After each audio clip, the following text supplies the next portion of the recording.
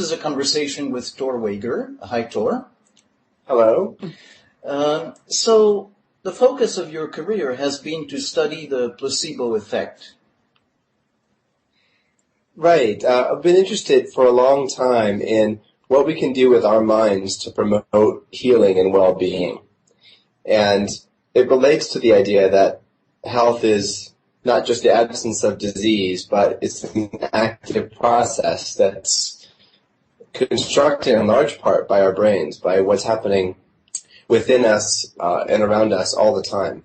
And so I think I see mental health and a lot of neurological health as being about what's happening endogenously or inside your brain and how your brain and you adapt to your present circumstances. And so I think it's been really, fruitful and interesting for me because a number of it's been fruitful and interesting for me because I've been finding that a number of the processes that are likely involved in showing a therapeutic drug response are really processes that are about how a person responds to the context or to the situation. So they are essentially self-healing processes. So what we're talking about is what makes all of this possible is actually we're not talking about something that is purely unfiltered stimulus response. Something happens, creates pain, but it's a filtered, it's a constructed process, and we're not just talking about pain, but we're talking about health in general, where the constructed process means there is some filtering from the brain, and this is what makes all of this possible. Right. If we think about what the mechanisms underlying placebo effects are, there are many. There are relatively simple stimulus response association processes or stimulus association processes. So things are triggered unconsciously. A placebo or a therapeutic context can also trigger changes in emotional state, which are based on how you appraise the situation. And there's also various roles for cognitive contributions for things like expectations, which are really thoughts about the future implications and consequences. There are also other kinds of cognitive effects that relate to how we draw on our past experience, how we remember, given the treatment context, and how we think about the social world, how we feel connected to other people. So I think all of these, there are many mechanisms underlying placebo effects, and they range from these very low-level ones to very conscious, cognitive, elaborate ones. And part of our job as researchers is to understand how to unpack those mechanisms and understand what their relative contributions are. Go back to the second part of your comment. Yeah, on construction, right? So in my view, a lot of what creates mental health and some of physical health, not all of it, is constructed. So I see emotion as a constructed phenomenon that emerges from the interaction of many brain systems working together. And your emotional response in life and health, in turn, contributes in certain ways to physical health. So I think there's nothing magical here. It's not as though you could always think yourself better into physical health in all circumstances, but that there are some defined pathways by which emotional responses happening in your brain can influence your body and can influence your state of well-being in ways that can really have a big impact on your long-term health. Yeah, so as you talk about it this way, then in a way it's changing perspective on the way in everyday language we talk about placebo. Because in everyday language when we talk about placebo, we focus on the this is a harmless pill, this is a sham, this is bullshit, And in fact, what you're talking about is that what makes it possible is actually a very complex view of what is healing or what is health. that takes into consideration this interaction of many processes, including brain processes. That's right.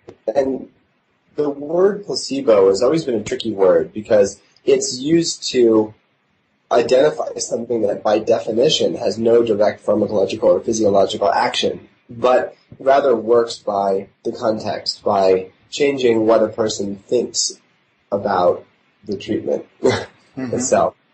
And so for many people in medicine, a placebo effect by definition is a null effect. It doesn't work.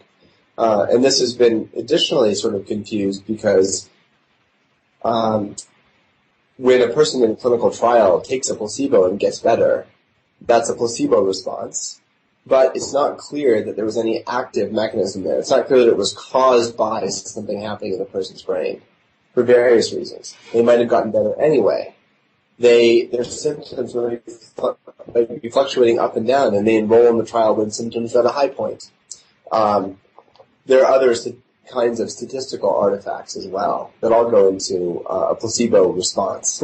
And so that doesn't prove that the placebo is actually having an active effect. However, a number of experimental studies done really over the last 60 or 70 years now, starting in the 50s with Beecher, really demonstrate that taking a placebo can have active effects on how you interpret the treatment, what you think and believe about the treatment, and then downstream effects on how much pain you feel, how much distress you feel, their effects on depression, their effects on Parkinson's disease, and movement and reward learning, or essentially motivational processes in Parkinson's disease, and probably other types of outcomes as well. So in that sense, that's a placebo with a real effect, but the effect is mediated through the brain itself. And another part of this that you alluded to earlier is what happens when a person goes to a doctor or a hospital and takes an active drug, takes a painkiller. Well, they get the drug, but they also know that they're getting the drug. And so they get the social context of the caring physician. They get the hospital or doctor's environment, so they get physical cues that have been associated with healing and treatment and therapeutic responses in the past. They might, hopefully, have an enhanced sense of trust and belief that they're going to get better. Their emotional state might well improve. And they have perhaps more specific lower-level associations between the act of taking the treatment, being treated, and even the physical characteristics of the treatment itself, and therapeutic responses in the past. So depending on the situation, all of those things can be active ingredients of the placebo. So now go back to the situation where a person is taking a painkiller, a standard painkiller. They have all of these potential mechanisms at play, and not just the pharmacological actions of the drug. So in several studies, what has been shown is that in some cases about half of that drug effect, or in one case at least, all of the drug effect is actually due to that context, is due to the social and contextual mechanisms rather than to the pharmacological actions of the drug. And what so it's half is due to the drug itself, if you want, and half is due to that social emotional context. But what your studies show is that it's not just that people report it, but they actually experience it that way as far as can be traced by observing what happens in their brain. Right. Yeah, we started doing brain imaging studies, fMRI, and less frequently PET studies, or positron emission tomography studies, about almost 15 years ago now. And really the point of this was that many studies have demonstrated that placebos can change what people report about their pain. They can cause reported pain relief. And that's actually our best guess about what people are really feeling. right? There's no better way to tell what somebody's feeling than to ask them. But we also know that people's self-reports of pain are very complex. They're judgments that are based in a very complicated social and cultural context. So we know we can influence people's reports in ways that are sometimes relatively trivial. You know, if you take a rating scale and you change the anchor points on the scale, it will change people's ratings sometimes dramatically. If you give them different reference frames, they'll change dramatically. So we don't think all these things are really meaningful in the same way as an active pharmacological effect produces a meaningful change. So that's why we started doing these brain imaging studies some years ago. And what we've been able to find over a series of studies is that the regions, in terms of pain, the regions that are most commonly associated with the processing of that pain in the cerebrum show reduced activity when one's taking a placebo relative to a matched control condition. So in these studies, each person serves as their own control. They get a placebo treatment in one case, and they get a control treatment, which is often an identical cream, or sometimes a nasal spray, or sometimes an injection.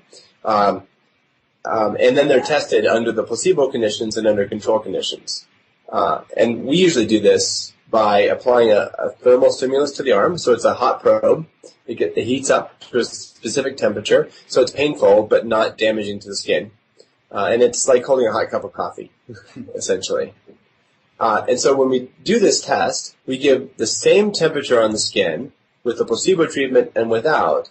And what we can see is a drop in the pain people report with the placebo and a drop in activity in the brain areas that are most closely associated with pain processing, and increases in some areas of the brain that are associated with the use of context and the use of cognition to change goals and physiological outcomes. Also to ascribe meaning to events and value, and to create and resolve stress. Yeah. So a number of these circuits that are probably involved in the mechanisms of creating that pain relief. And one other important finding, I think, for me that we've been able to show is we know a lot about pain control systems in the brain, although we have much more to learn. And one of the main systems is the endogenous opioid system. So your brain releases opioids in different behavioral circumstances where it's adaptive. It's evolutionarily adaptive to block pain. And opioids are involved in many of those forms of pain relief. So what happens when we give people pain with a placebo treatment, placebo cream, is we see increases in the release of endogenous opioids in much of the circuitry that's thought to be associated with pain control. So those are some of the ways in which, some of the main arguments in which we really think that placebo effects can change how your brain responds to pain in a relatively fundamental way in certain circumstances. So I want to take back, what you said. And so 2 points. One is that to the extent that, reality is measured by activity in the brain, in the centers where pain naturally occurs, there's something that can be observed in the brain in terms of reduction of the pain. So it's not just a reporting mechanism. And the other thing you were mentioning is something about the involvement of the areas or the circuits of the brain involved in context and meaning making. So, and we're talking here about context and meaning making at a level that's pre-verbal. We're not talking about reasoning and cognitive therapy or philosophy about it, but that's something that happens very quickly in a way that we're not aware of.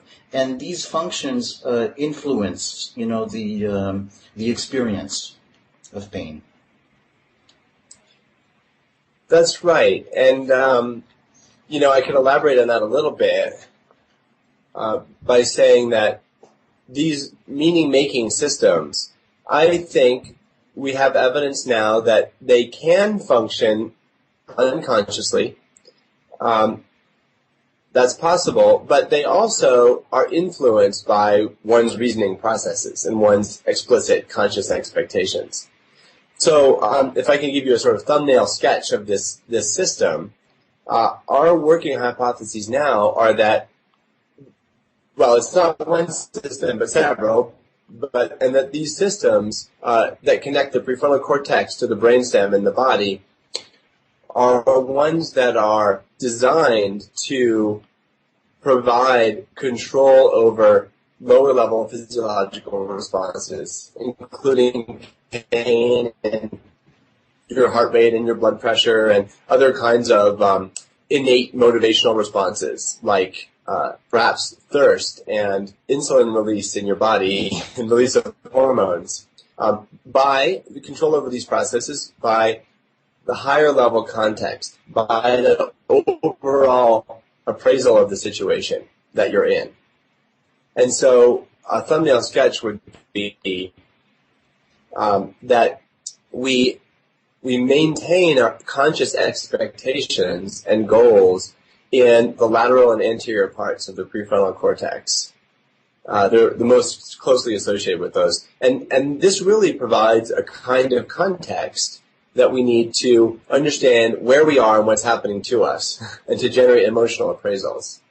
So we go from the lateral prefrontal cortex to the ventromedial prefrontal cortex, which is an area that is capable of and projects directly to the centers that control various aspects of physiological responses in the body. So it connects to areas that control cortisol release in the hypothalamus and autonomic responses in the brainstem and pain control systems in the brainstem. And it responds both to cues that influence value and essentially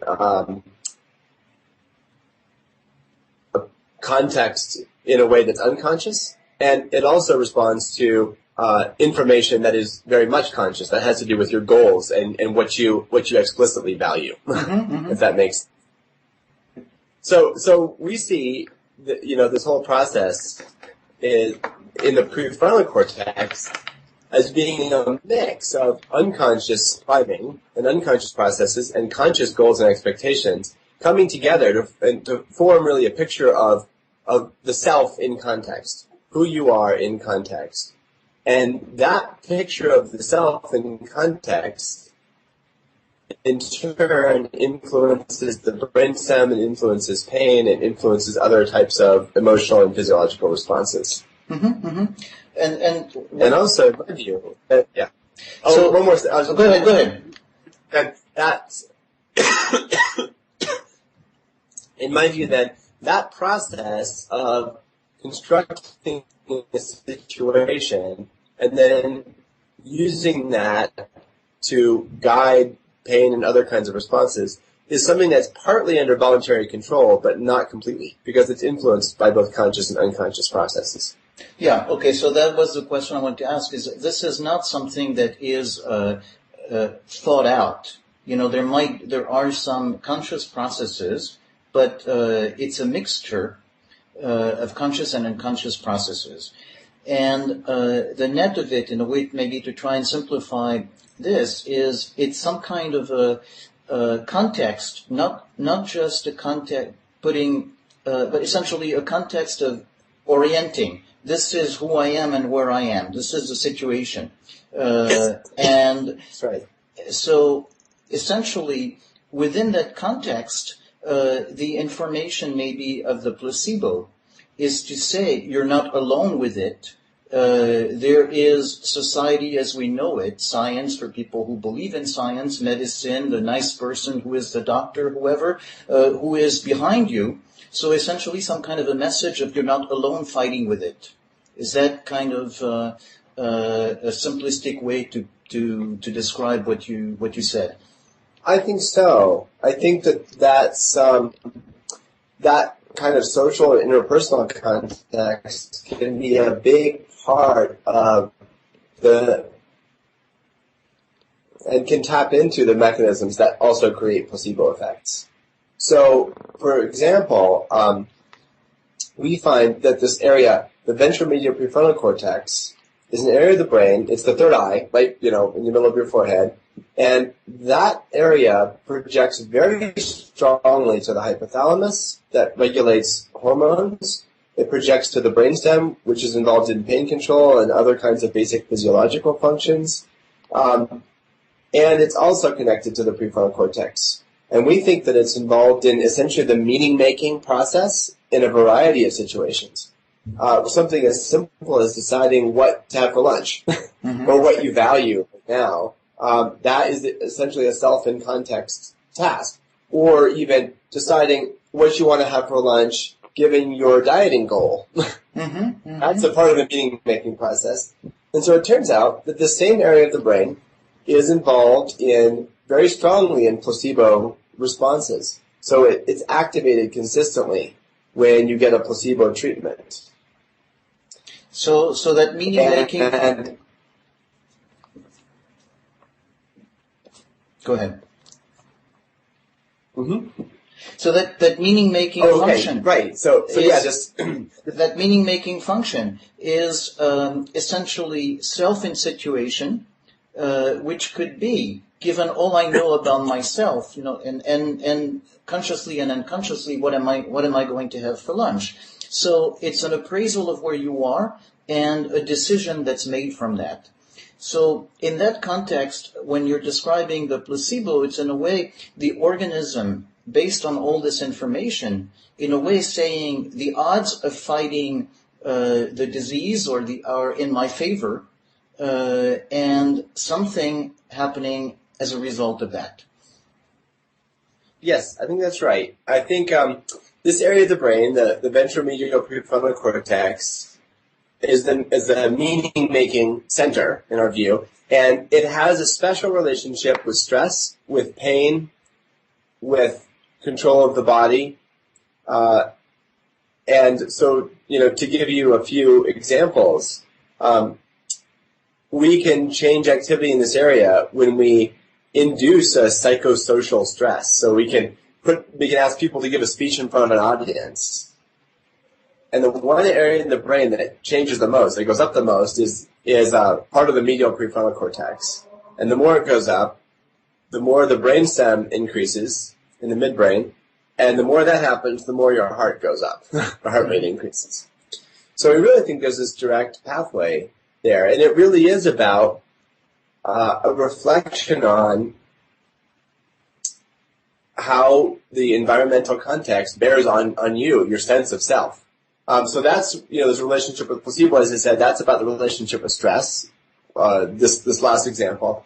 And then in terms of pain, what we find is that normally, if you get a painful stimulus applied to your arm, this area decreases with pain.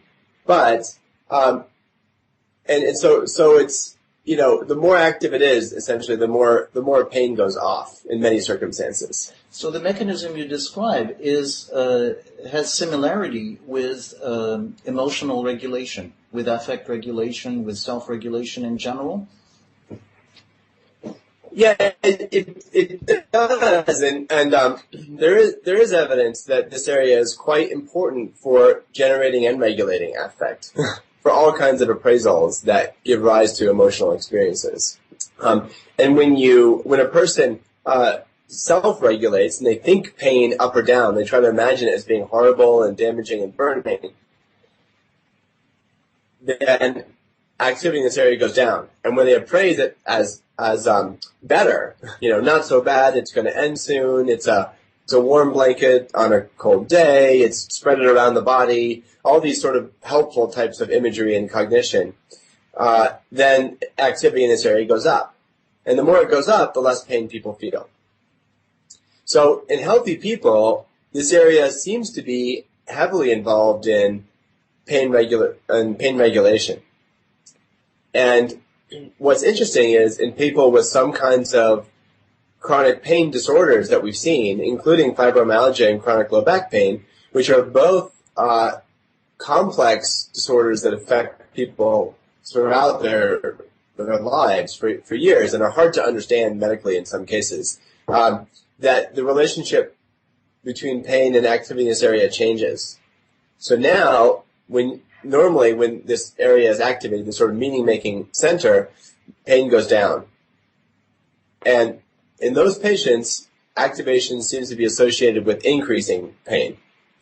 So one interpretation of that, maybe a simple one, is that they're using these mechanisms in the brain for constructing the sense of self in context, for meaning-making, in the service of enhancing those pain signals. So it really is potentially something that's happening in their brain that is exacerbating the pain. And given the same level of input from the body, it might well feel much worse because their brain is saying, this is significant, this is bad, this means bad things in my future. So is this something that could be related to the mechanism by which, when something is traumatic, the PTSD type thing, in a way we learn, like I've been burned and the negative experience is stored and has some kind of a priority and we go back to it, and in a way go to the intensity of the past experience as opposed to the present experience.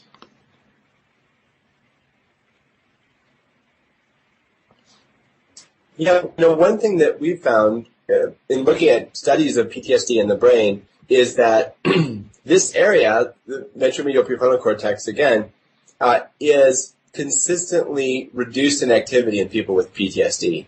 So it's often associated with the regulation or the contextualization of events. And in many ways, one of the ideas about PTSD is that there's a failure to contextualize.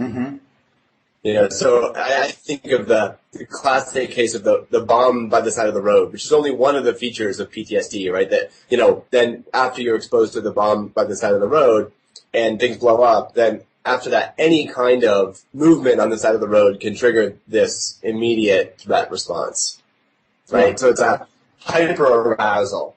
And one of the main ideas underlying some kinds of PTSD symptoms anyway, is that there's a failure then to contextualize, to say that was then and this is now. Now I'm driving and I'm safe. I'm back home in Colorado and there are no bombs or snipers. But the brain still is on alert, right? It doesn't have that context. Yeah. So the context and the ability to realize this was then and this is now and this is safe now. So I'm just wondering, connecting to that, third eye activity that allows to do that, the extent to which, this, hypothesis, this ability that makes us susceptible to the good effects of the placebo effect might be related to, how we form attachment. And the same way as, say, attachments might, have developed our capacity for self-regulation. Is this connected? Does this, from your experience and your studies, is there something that might make sense in that area? Yeah, that's a really interesting question. Our working hypothesis now in some of our new studies is that how we perceive the social world. So if you have the support from an attachment figure in one of our recent studies, people report less pain, and they show changes in the brain that correspond with that reduction in pain. So having a partner hold your hand or provide support can be really beneficial. And this is also true clinically, in childbirth, for example. It's been demonstrated in a number of studies. So we think that the mechanisms that underlie that kind of interpersonal attachment likely work through the same types of pathways. So essentially they work by changing the appraisals of safety, and those appraisals of safety might, in some cases, even let your body and your brain go into a different mode of processing. Instead of being in threat mode, to put it simply, we're in rest and recover mode, or we're in explore and play mode. And that shift, right? So the shift in the context and the interpersonal environment, and one's social attachments are an important part of that interpersonal context that then is a main ingredient for putting our own brain into a different state of being, where we respond to many things differently, including pain, including thoughts about the future and whether things are going to get better or worse, and other types of emotional responses as well.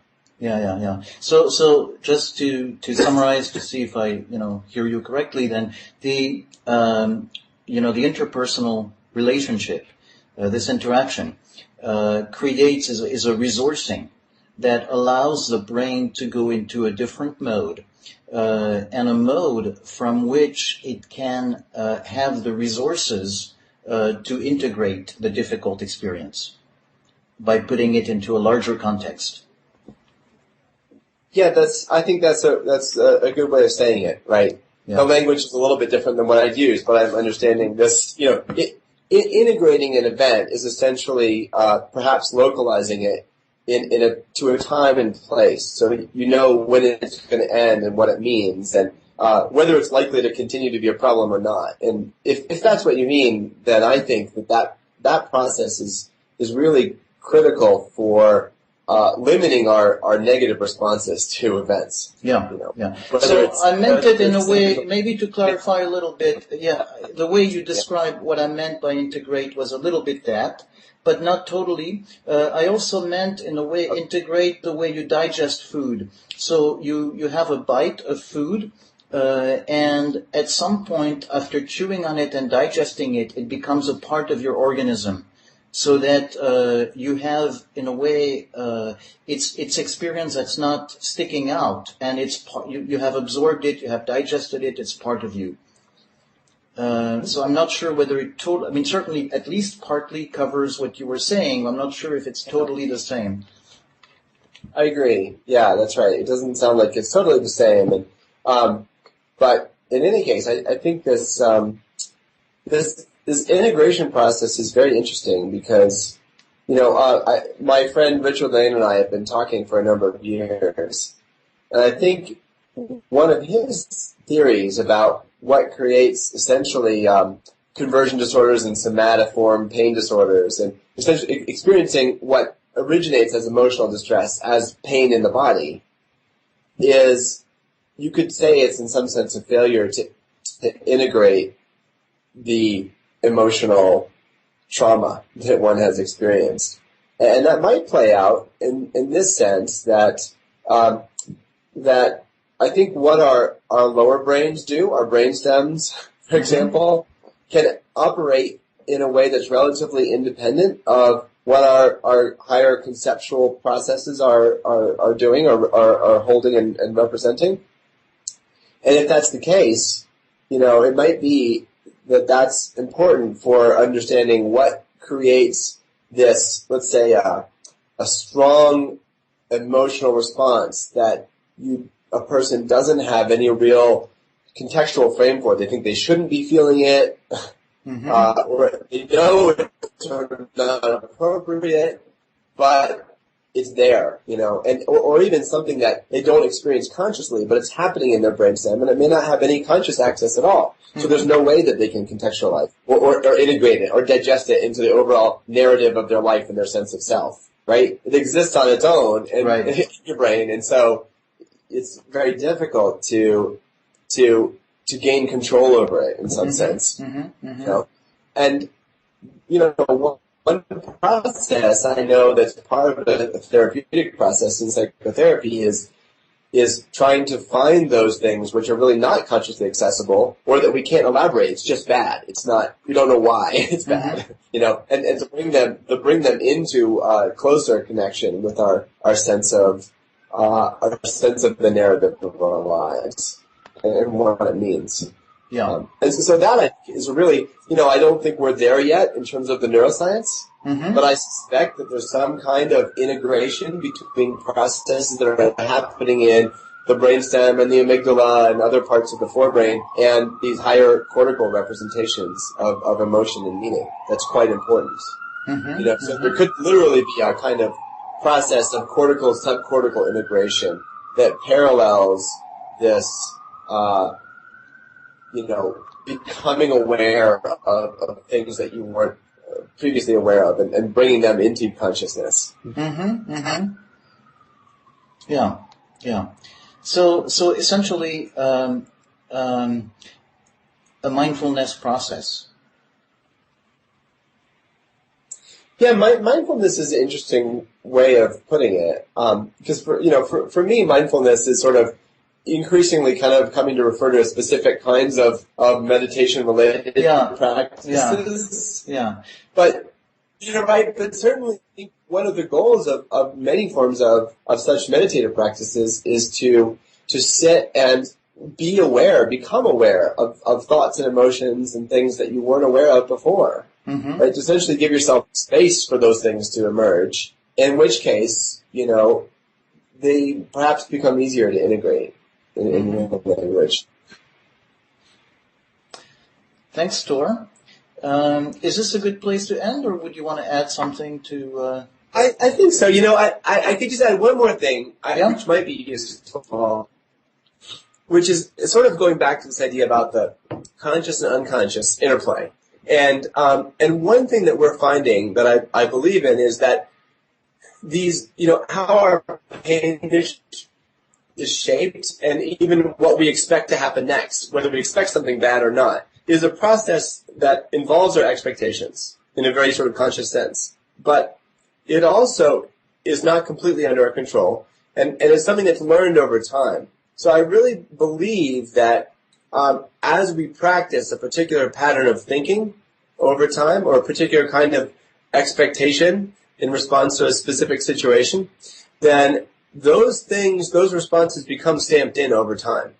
And we've started to attempt to look at those things in very simple, rudimentary ways in the brain. And we can see how this, third eye, ventromedial prefrontal cortex representation of the anticipated value of something is updated as you gain experience with it.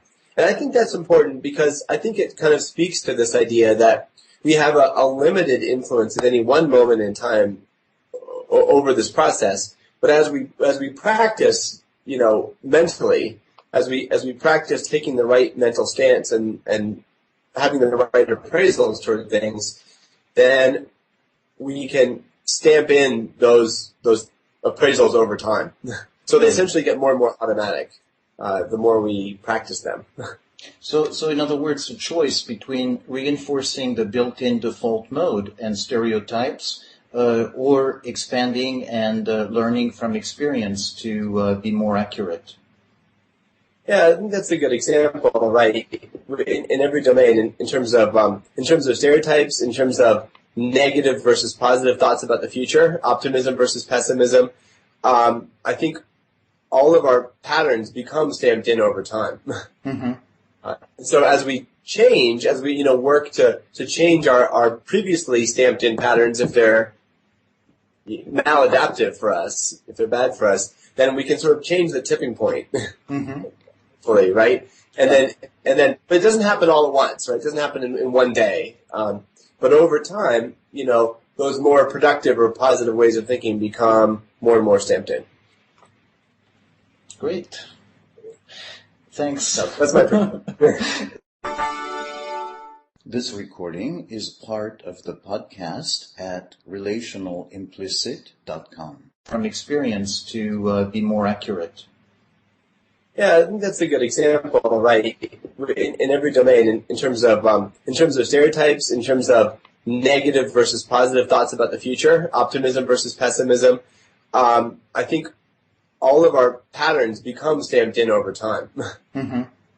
So as we change, as we work to change our previously stamped in patterns, if they're maladaptive for us, if they're bad for us, then we can sort of change the tipping point. Mm-hmm. Fully, right? And then, but it doesn't happen all at once, right? It doesn't happen in one day. But over time, those more productive or positive ways of thinking become more and more stamped in. Great. Thanks. So that's my This recording is part of the Somatic Mindfulness and Relational Psychotherapy podcast. see the website relationalimplicit.com.